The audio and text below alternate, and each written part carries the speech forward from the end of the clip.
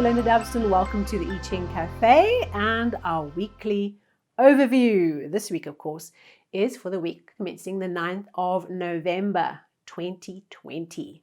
Last week, we had opposition. We had opportunities to resolve the opposition in unexpected ways.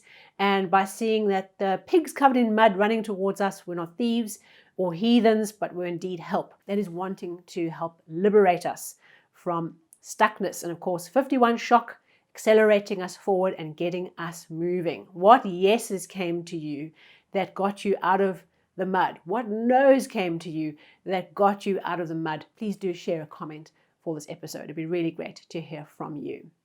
Right, so this week we have a locked hexagram.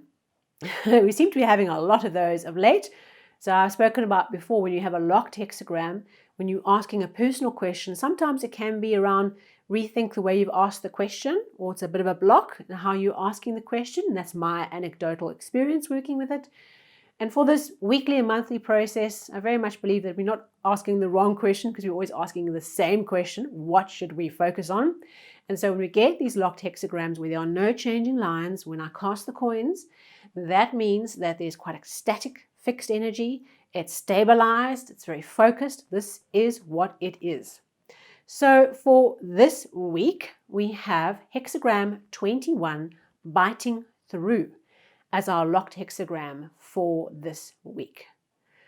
This is quite an interesting hexagram, because if you look at the shape of the hexagram, we have our top and bottom jaw, or our top and bottom teeth, symbolized at the top, the yang male line in the top and the bottom, and a whole lot of open female lines being the open mouth.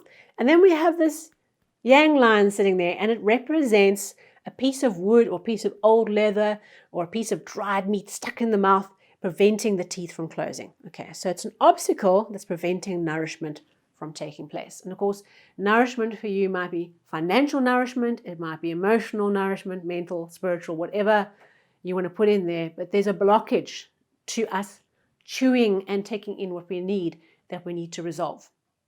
One of the best examples of this hexagram that I've come across is the legend of Alexander the Great, who, we won't get into the good and the bad of Alexander the Great, we'll just focus on the story. And legend has it that he came across this kind of fiefdom that he wanted to take over, and the town, or the center of this fiefdom, or this kind of region, had this knot tied around a pole in the center of the town. And the rule of the land was whoever undid the knot could be the king, or the kind of the lord of the land.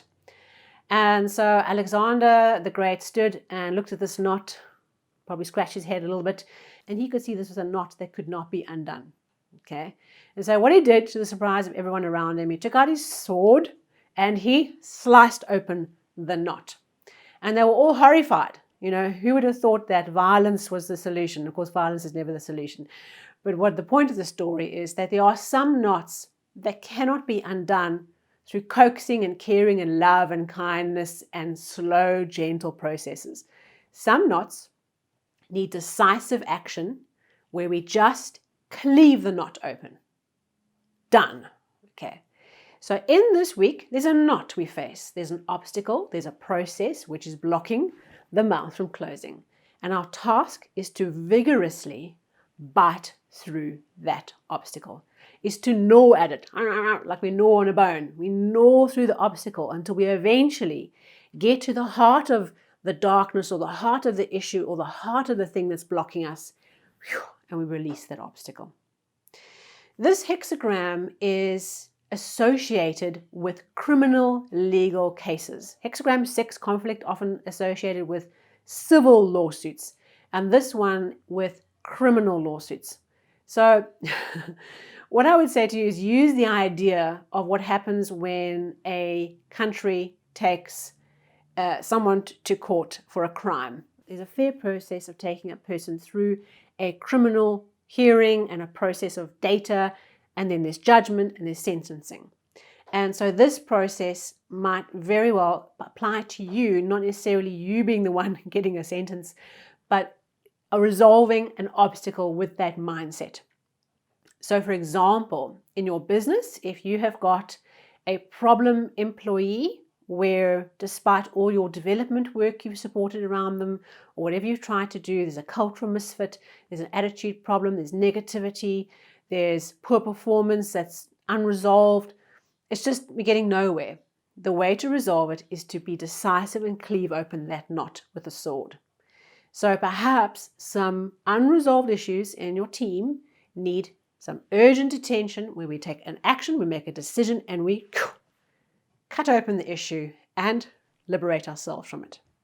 And so being locked, it's really almost focusing us more on biting through the obstacle. What is the thing that is preventing you from moving forward right now?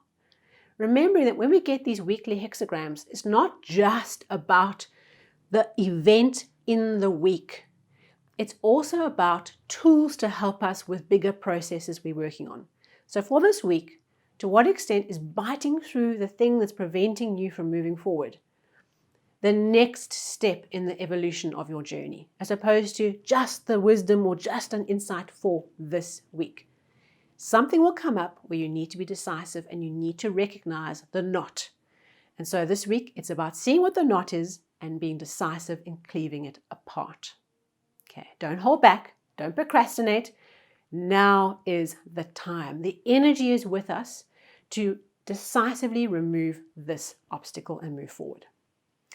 So, interesting week. Look forward to hearing from you as you go through the week, to put a comment if you have any experiences of this Gordian knot to share with us all. And of course, our monthly overview for November is up. If you haven't yet watched it, it will give you context of the bigger journey and expedition of November. And we'll see you on Facebook, Instagram, and Twitter for our daily I Ching stories. Thank you so much for being here with me. Please subscribe, like, share. It really makes a huge difference to the channel and to me. And I look forward to seeing you very soon.